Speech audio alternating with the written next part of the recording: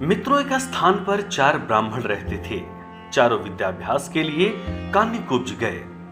निरंतर 12 वर्ष तक विद्या पढ़ने के बाद वे संपूर्ण शास्त्रों के पारंगत विद्वान हो गए, किंतु व्यवहार बुद्धि से चारों खाली थे।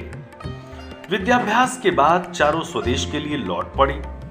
कुछ देर चलने के बाद रास्ता 2 ओर निकलता था। किस मार्ग से जाना चाहिए इसका कोई भी निश्चय न करके वे वहीं बैठ गए। इसी समय वहां से एक मृत वैश्य बालक की अर्थी निकली। अर्थों के साथ बहुत से महाजन भी थे। महाजन नाम से उनमें से एक को कुछ याद आ गया। उसने पुस्तक के पन्ने पलट कर देखा तो लिखा था, महाजनो येन गतः स पंथा, अर्थात जिस मार्ग से महाजन जाएं वही मार्ग है। पुस्तक में लिखे को ब्रह्मवाक्य मानने वाले चारों पंडित महाजनों ने पीछे पीछे शमशान की ओर चल पड़े। थोड़ी दूर पर शमशान में उन्होंने एक गधे को खड़ा हुआ देखा। गधे को देखते ही उन्हें शास्त्र की ये बात याद आ गई, राजद्वारे शमशाने च यस्तिष्ठति स बांधव, अर्थात राजद्वार और शमशान में जो खड़ा हो वो भाई होता है। फिर क्या था, चारों ने उस शमशान में खड़े गधे को भाई बना लिया और उसके गले से लिपट गए तो कोई उसके पैर धोने लगा। इतने में एक ऊंट उधर से गुजरा। उसे देखकर सब विचार में पड़ गए कि ये कौन है। 12 वर्ष तक विद्यालय की 4 दीवारी में रहते हुए उन्हें पुस्तकों के अतिरिक्त संसार की किसी वस्तु का ज्ञान नहीं था। ऊंट को वेग से भागते हुए देखकर उनमें से एक को पुस्तक में लिखा ये वाक्य याद आ गया, धर्मस्य त्वरिता गतिः, अर्थात धर्म की गति में बड़ा वेग होता है। उन्हें निश्चय हो गया कि वेग से जाने वाली यह वस्तु अवश्य धर्म है। उसी समय उनमें से एक को याद आया, इष्टम धर्मेणः योजयेत, अर्थात धर्म का संयोग इष्ट से करा दे। उनकी समझ में इष्ट बांधव था।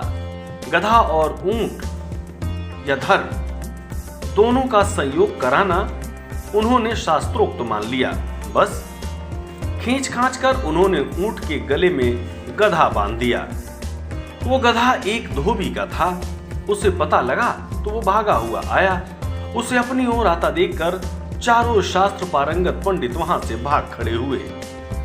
थोड़ी दूर पर एक नदी थी। नदी में पलाश का एक पत्ता तैरता हुआ आ रहा था। इसे देखते ही उनमें से एक को याद आ गया, आगमिष्यति यत् पत्रम तदस्मास्तारयिष्यति, अर्थात जो पत्ता तैरता हुआ आएगा वो हमारा उद्धार करेगा। उद्धार की इच्छा से वो मूर्ख पंडित पत्ते पर लेट गया। पत्ता पानी में डूब गया तो वो भी डूबने लगा। केवल उसकी शिक्षा पानी से बाहर रह गई। इसी तरह बहते बहते जब वो दूसरे मूर्ख पंडित के पास पहुंचा तो उसे एक और शास्त्रोक्त वाक्य याद आ गया, सर्वनाशे समुत्पन्ने अर्धम त्यजति पंडितः, अर्थात संपूर्ण का नाश होते देखकर आधे को बचा ले और आधे का त्याग कर दे। ये याद आते ही उसने बहते हुए पूरे आदमी का आधा भाग बचाने के लिए उसकी शिखा पकड़कर गर्दन काट दी। उसके हाथ में केवल सिर का हिस्सा आ गया, देह पानी में बह गई। अब 4 पंडितों में से 3 पंडित रह गए। गांव पहुंचने पर तीनों को अलग अलग घरों में ठहराया गया। वहां उन्हें जब भोजन दिया गया तो एक ने सेमियों को यह कहकर छोड़ दिया, दीर्घ सूत्री विनश्यति, अर्थात दीर्घ तंतु वाली वस्तु नष्ट हो जाती है। दूसरे को रोटियां दी गई तो उसे याद आ गया, अति विस्तार विस्तीर्ण तद्वेन्न चिरायुषम, अर्थात बहुत फैली हुई वस्तु आयु को घटाती है। तीसरे को छिद्र वाली वटिका दी गई तो उसे याद आ गया, छिद्रेष्वनर्था बहुली भवंती, अर्थात छिद्र वाली वस्तु में बहुत अनर्थ होते हैं। परिणाम ये हुआ कि तीनों की जग हंसाई हुई और तीनों भूखे ही रह गए। अब मित्रों, इससे सीख क्या मिलती है? व्यवहार बुद्धि के बिना पंडित भी मूर्ख ही रहते हैं। व्यवहार बुद्धि भी एक ही होती है। सैकड़ों बुद्धियां रखने वाला सदा डामाडोल ही रहता है। सब्सक्राइब करें टोटल भक्ति को अब हमारे वीडियोस को सबसे पहले देखने के लिए बेल आइकन को दबाना ना भूलें।